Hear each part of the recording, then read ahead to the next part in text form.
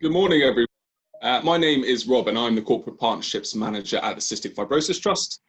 Firstly, I just wanted to say a big thank you to Star Events Online for organising the session this morning, and to Luke, who will be sharing his experiences of cystic fibrosis, or CF, as it's commonly known, as someone living with the condition. I will give a very brief overview of the Trust and our work, and then hand over to Luke. We're both happy to take any questions at the end of the session. The Cystic Fibrosis is the only UK-wide organisation supporting people and families affected by cystic fibrosis. CF is one of the UK's most common genetic conditions. It affects around 10,600 people across the UK, approximately half of whom are aged 19 or under. CF is caused by a faulty gene known as CFTR, which causes the build-up of thick, sticky mucus in the lungs, digestive system and other organs, and leads to a wide range of challenging symptoms affecting the entire body. Over time, it destroys the lungs to the point where the only chance of survival is a lung transplant.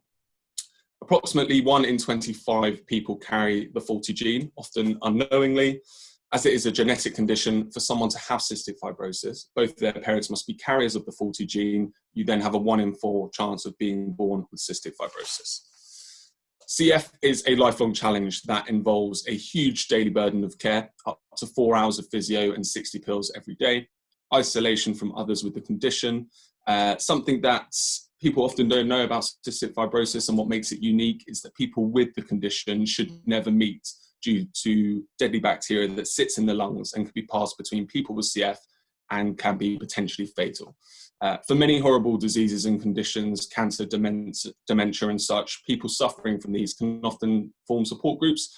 This has not always been possible for people with CF, but thanks to advancements in technology, people from the CF community are now able to speak and share their experiences with one another. CF can also bring emotional challenges of living with a life-shortening condition, which can often affect someone's mental health, their relationships, and often their career. There are also financial pressures of staying healthy, as cystic fibrosis can bring its own financial burden and challenges. As an organisation then, we have 4 main areas of work. We fund cutting-edge research into new treatments. We provide support services to people and families affected by cystic fibrosis. We work closely with the clinical community to improve the quality of care, and we campaign for equal access to the latest treatments. You may have seen the announcement made earlier in this year around Kaftrio. Kaftrio became the latest drug to be licensed by the European Medical Association and made available on the NHS, following Orkambi and Symkevi late last year. This was a landmark moment for the CF community and everyone involved at the Trust, following a sustained fight, but our focus remains on securing life-saving drugs for everyone with cystic fibrosis. As an organisation, our mission is to create a world where being born with CF no longer means a lifelong burden of care and an early death. Our vision is something we call a life unlimited, when one day everyone with cystic fibrosis will be able to live a long, healthy life. The last few months have been challenging, particularly since the outbreak of COVID-19. But for people with CF and their families, it has been an unprecedented time of great anxiety and concern. As lockdown measures were announced in March, people with CF were told by the government to shield for at least 12 weeks, as they were identified as high risk and extremely vulnerable to the pandemic. The isolation of these social shielding measures has had a huge impact on the CF community, both in terms of their physical and mental health. Many went over and above to protect themselves and their loved ones. At the Trust, we saw an enormous increase in demand for our services as a result, particularly to our helpline and for our emergency grants. Our grants offer financial support to people with CF and their families at a time of need. The key areas of support in response to COVID-19 have been loss of work, prolonged stay in hospital, immediate risk to health and general financial difficulties. To give you an idea of the scale, from March to August this year, we responded to over 790 COVID-19 specific related emails and calls. Demand to our emergency grants increased by more than 330%, and we provided just under 800 emergency grants, totaling more than £136,000. This overwhelming need for support comes at a time when we're dealing with a substantial drop in income, as fundraising events we rely on are cancelled. Whilst we remain in challenging times, the Trust remains committed to offering the best support to the CF community and everyone affected by cystic fibrosis. We are in constant talks with several cystic fibrosis organisations across the globe to share our own learnings and practices, but we know and accept it will continue to be a challenging period for people with cystic fibrosis. And whilst it has been extremely difficult, and particularly the last few months for people with CF and their families, something that has been apparent is the strength and resilience of our CF community. It was really blown everyone away. The CF community are quite amazing, and as someone who works for the Trust personally, it drives me to fight that much harder to be able to beat CF for good. I will now keep quiet and let you hear from Luke, who will be sharing his own personal story with CF, but please, if you have any questions, I'm very happy to answer them later on. Thank you very much. Thanks very much, Rob, and hello, and thanks very much for inviting me to speak to you all today. Just a little resume of what I'll cover in the next 20 minutes or so. I'll give you a little bit about background about myself and my experience with CF. I'll tell you a bit about a typical day in the life of somebody who has CF. We'll then go on to talk about my experience of transplant. I had a double lung transplant 18 months ago, and I'll tell you a bit about that. We'll go on and, as Rob has just touched on, I'll talk about my experience of shielding as a clinically extremely vulnerable person over the last 8 to 9 months. We'll bring it all together with a little chat about a project that's been close to my heart over the last couple of years, related to CF, and then I'll bring it to a close, and then we can take any questions. So just a little bit about me to start. I was born in 1972, so I'm 48 years old. Now, if we turn the clock back to 1972, very little was known about CF then, and there are very few treatments available, very few medications available, and my parents were told when I was born that I would be lucky to make it to double figures, and that most of my childhood would be spent in hospital. The life expectancy of somebody born today with CF is 47 years of age, according to CF Trust data in the UK. So basically, half of those babies born today with CF will not reach their 47th birthday, and that is the stark reality of CF.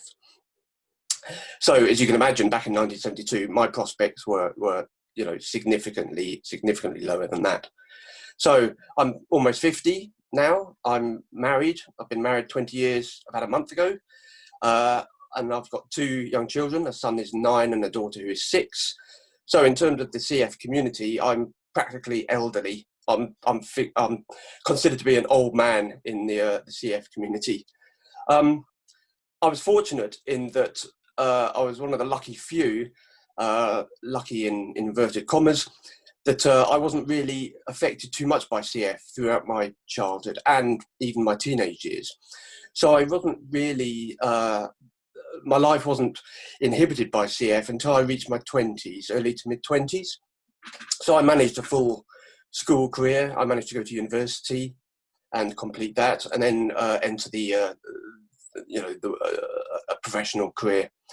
That said, since my mid-20s, despite my best efforts, my health started declining, and despite all the things that science and medication could throw at me, the CF decline is one that's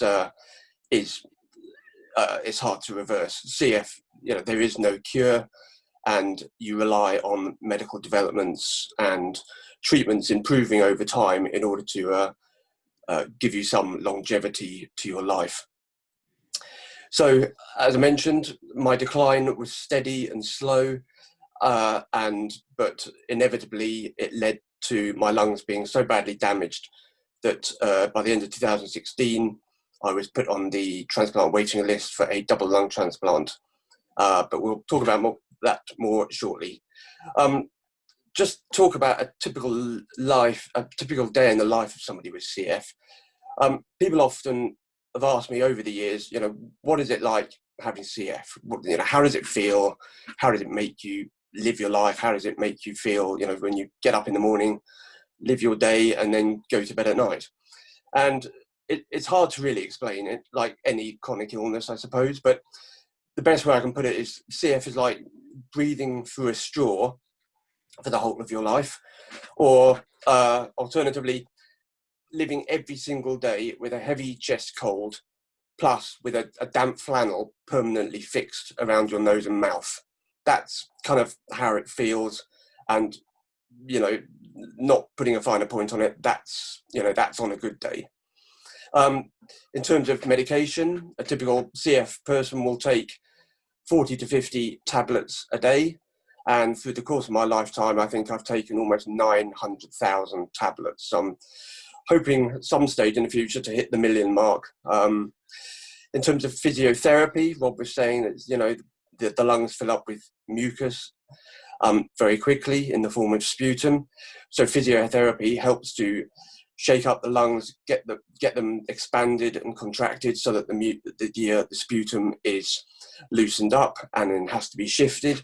Sputum sits in the lungs, attracts bacteria, and if that bacteria transforms into infections, then infections are what causes the scarring of the lungs, also known as the fibrosis. And it's the scarring of the lungs over the course of time that lead to loss of lung function and eventually the need for transplant. So along with the physio, and I generally pre-transplant was doing around 2 hours of physio per day to try and keep my lungs clear. And again, you know, the analogy I use for physio is, because I fully appreciate that it's, you know, I say 2 hours a day, and that might sound, you know, a throwaway comment, but if I say to people that don't have CF, you know, well, just imagine somebody says to you, you have to go and brush your teeth for, you know, an hour every morning and an hour every evening, every day for the rest of your life. You kind of hopefully start to get a feel for the tedium that is involved with such treatments. So above the tablets and the physio, then there's nebulizers, and people with CF take a range of nebulizers, whether they're antibiotics or bronchodilators. So these are drugs that, well, obviously antibiotics are breathed through a mouthpiece as a vapor into the lungs that attacks the bacteria. Bronchodilators are drugs that widen the airway and the smaller airways within the lungs to help lung function improve. And then we're also told to exercise as much as we can, along with the physio. Exercising, whether it's walking, running, in the gym, any form of exercise that helps to expand and contract the lungs, get the lungs working as well as they can, are all things that we're told to do to improve our lung function and to maintain it for as long as we can. So we've got tablets, we've got physio, we've got nebulizers, and we've got exercise. Eating. People with CF have malabsorption issues in terms of absorbing fats in the food. So people with CF tend to be of a slimmer frame than other people. They struggle to put on weight as a rule. So whereas the normal adult is supposed to eat somewhere between 2,000 and 2,500 calories a day, normally, or on average, the CF person is told to try and eat at least 3,000 to 3,500 calories a day. Now that to many of you may sound, you know, wonderful that you know somebody sits you down and says, go away and eat as much chocolate and as many crisps as you can every day. It might sound, you know, heavenly to some people, but it is difficult, and it's a struggle, and there are only so many Mars bars you can look at before you start to you know, feel that you've rather had enough of them. The thing about eating was, if you've got a reasonable body mass index, then there's more chance of fighting infections as and when your lungs develop them. So while, you know, we're told to keep our weight as good as we can, that has to be done by eating as much as we can, basically. The reality of CF is that you do spend an awful lot of time in front of doctors.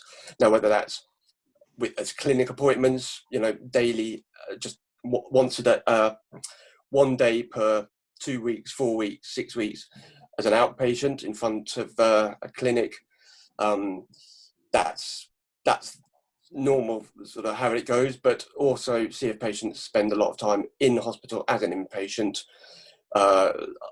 undergoing IV antibiotic treatment. When oral antibiotics don't work so well, which is always the first stop when you get an infection, you generally tend to be admitted to hospital onto a CF unit, where they will give you specialised antibiotics through an IV line somewhere in your body for at least 2-week course to get on top of that infection, bring the infection down to a level where you can then be sent away from the hospital to either discontinue the course altogether or to continue it on oral antibiotics until the infection is gone. Just to give you an idea of my hospital career, generally since my 20s, I spent 1 in every 12 weeks in hospital, which works around at about 8% of my life was spent in my 20s and 30s and early 40s in hospital. But as I deteriorated rapidly towards the end of 2016, I spent 16 weeks of 2016 in hospital. And I also had a very serious infection back in 2003, and I actually spent almost 5 months in hospital until they got on top of that infection. So yeah, just going back to that previous point, so as I deteriorated towards the end of 2016, I spent those 16 weeks in hospital, and it was by that stage that my lung function had decreased. I'd already hovered between 35 to 40% lung function of that of somebody of my age, weight and height in the normal population, i.e. normal as in somebody who doesn't have CF. But by that stage, my lung function was hovering around 20%. I was struggling to breathe, struggling to have really any quality of life. And it was decided that it was time for me to go on the transplant list. That was obviously a very difficult decision because, one out of 10 people who have a double lung transplant don't survive the first 30 days. 60% of people who go on the double lung transplant waiting list don't survive the wait long enough to have the operation. By the very nature of going on the list, you're obviously not, you're gravely ill, and you're going onto that list in a precarious state.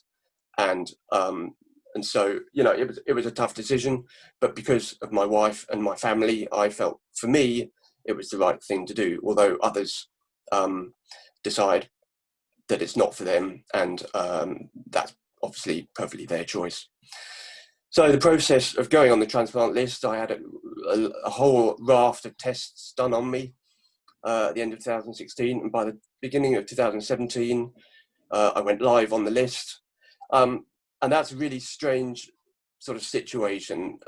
Again, I put it to people like, if you consider all the major events in your life, they just about all have a finite end. They all see through a timetable. So whether it's, leading up to your wedding day, whether the birth of your children, a driving test, your A-levels, you all know when that waiting period is going to finish. With the lung transplant waiting list, you go on the list and the clock works in reverse. It starts counting from 0, going upwards, and you never know when the call will or will not come that will give you the chance to get a new pair of lungs and really a second chance of life.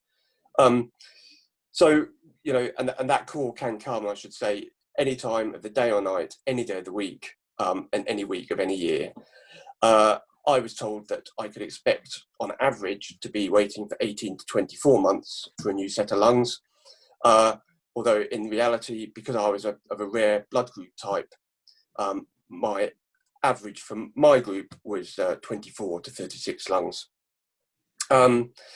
During the time that I was on the list, I had 2 false alarms where our house phone rang in the middle of the night, and my wife and I had to scrabble together, sort childcare out at very short notice, and disappear into the night down to Harefield Hospital, which is in northwest London, where I had to sit around for several hours, be prepped for theatre, say goodbyes to my wife, and then at the last minute the transplant was called off because the donor lungs were deemed to be non-viable for the operation.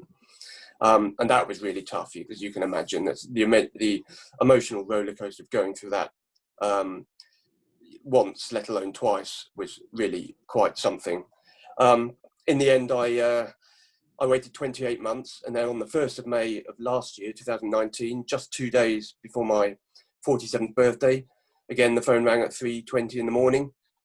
We were back down at Harefield by 5:30, and thankfully at that time they decided that they were going ahead, and I was wheeled down to theatre once again to say goodbye for the time being to my wife, and the transplant went ahead.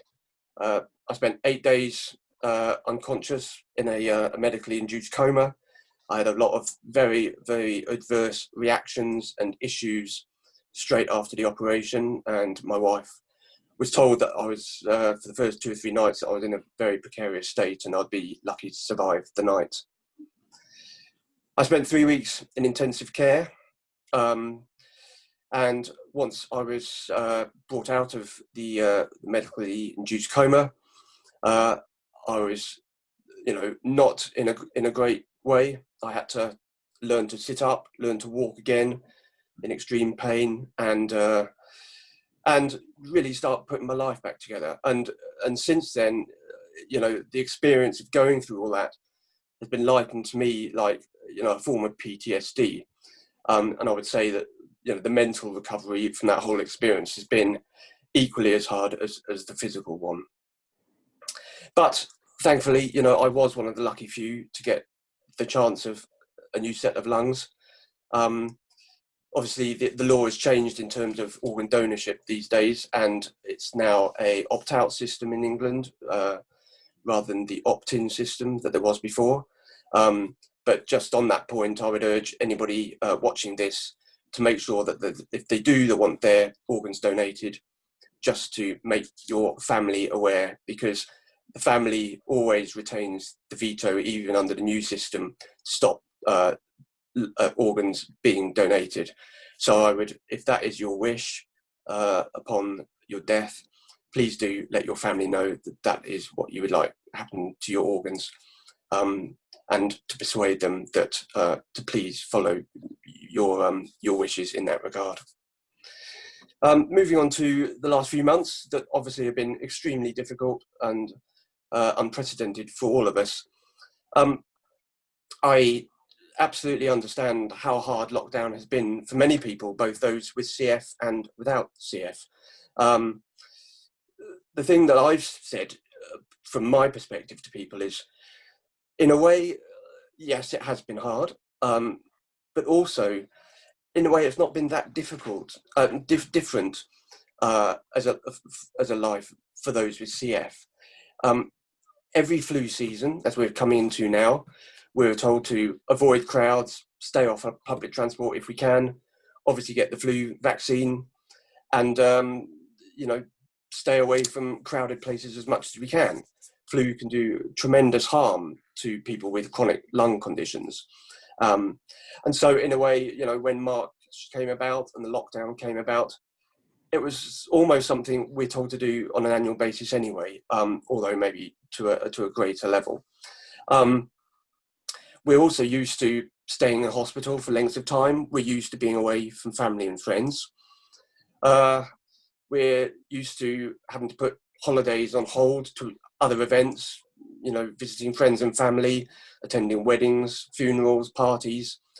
All of those things come and go in a life with people with CF, and often at short notice, and I have experience of this, holidays have to be cancelled, things changed, arrangements put off.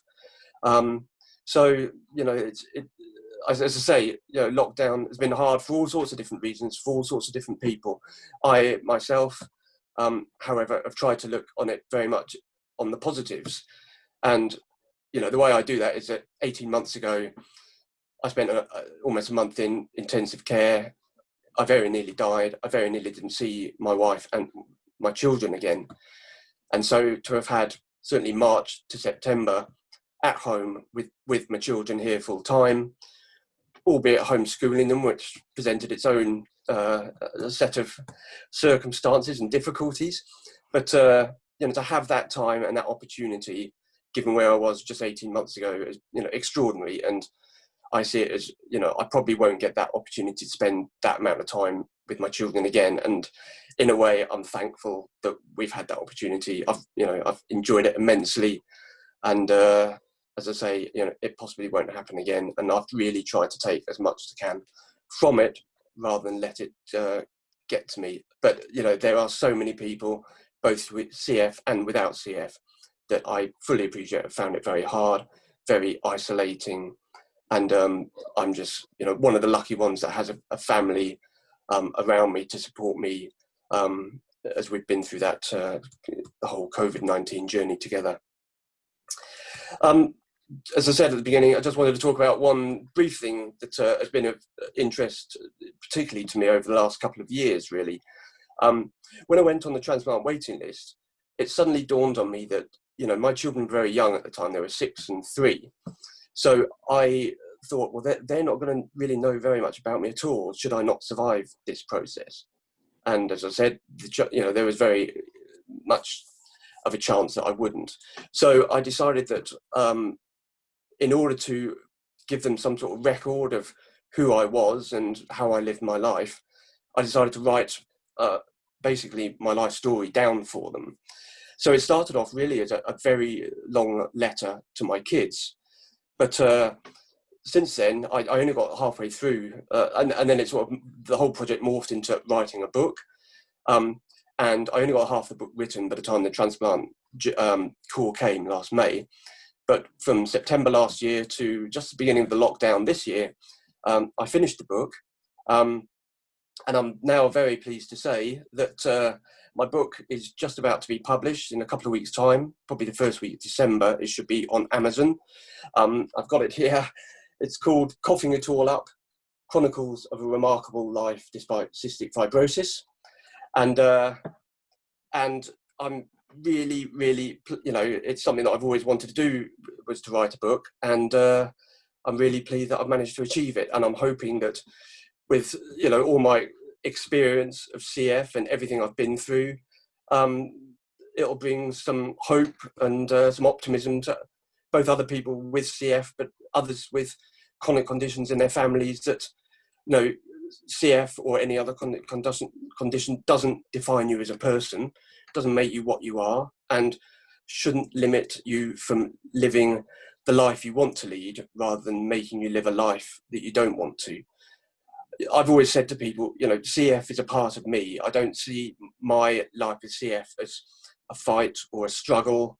I hate people calling me a CF sufferer. That really rubs me up in the wrong way, because I see CF as it's part of me. It's something that I've always known, that I've lived with. And, I've always felt that, all right, I've got this thing hanging over me, but what am I going to do despite it? I'm not going to let it run my life. I'm not going to let it define me. And whatever hurdles it puts in front of me, I'm going to do my very, very best to find a way around those hurdles, whatever they may be. As Rob said at the beginning, the developments in medication for CF patients, literally in the last 18 months, 2 years, has been absolutely extraordinary. There are these new drugs available that are improving people's lung functions and thereby their quality of life immensely. And, those were only dreamed of even in, 10, 15 years ago. So developments are ongoing in terms of treatment, but there's still a long way to go. For example, all the post-transplant patients with CF, such as me, we can't have those drugs because there's not enough clinical evidence to show how they would interact with the immunosuppressant drugs that we have to take as post-transplant patients, so that our bodies don't reject our new organs. So, there's great stuff going on, but those great developments only come through research, and the CF Trust, one of its primary functions is to facilitate and fund CF research. And, without fundraising, such as STAR events and others, and obviously individuals fundraising as well for the charity, that research wouldn't happen and these developments wouldn't come about. I'll wrap up because I realise I've been talking a while. So to conclude, a life with CF is hard. It's a cruel, debilitating and relentless condition. It rather has a habit of pulling the rug from under you just when you think you're stabilised.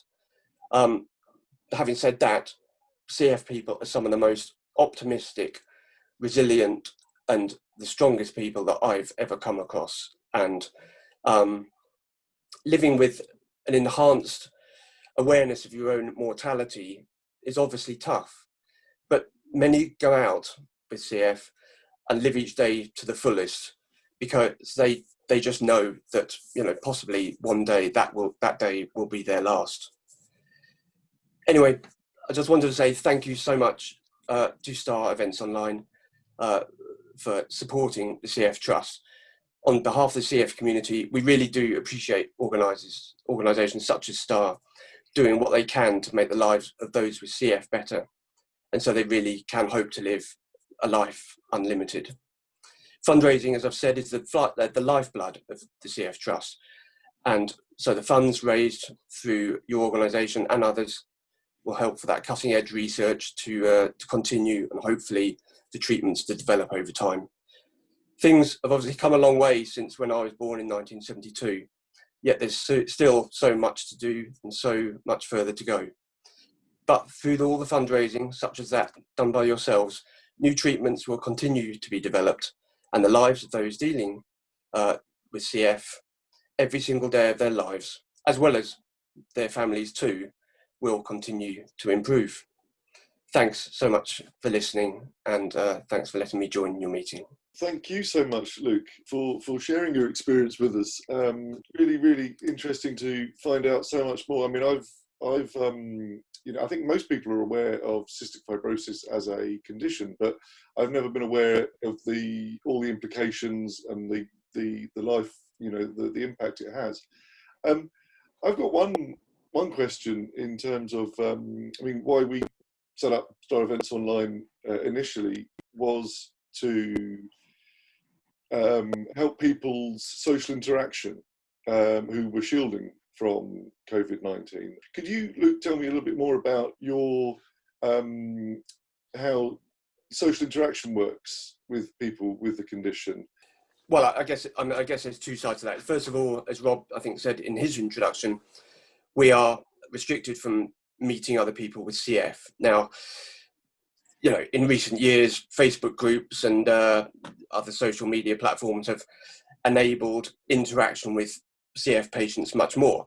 If you go back not too far into my history, and this makes some of the younger members of the CF community sort of gasp in disbelief, but very little was known about cross-infection, really only 20 or so years ago.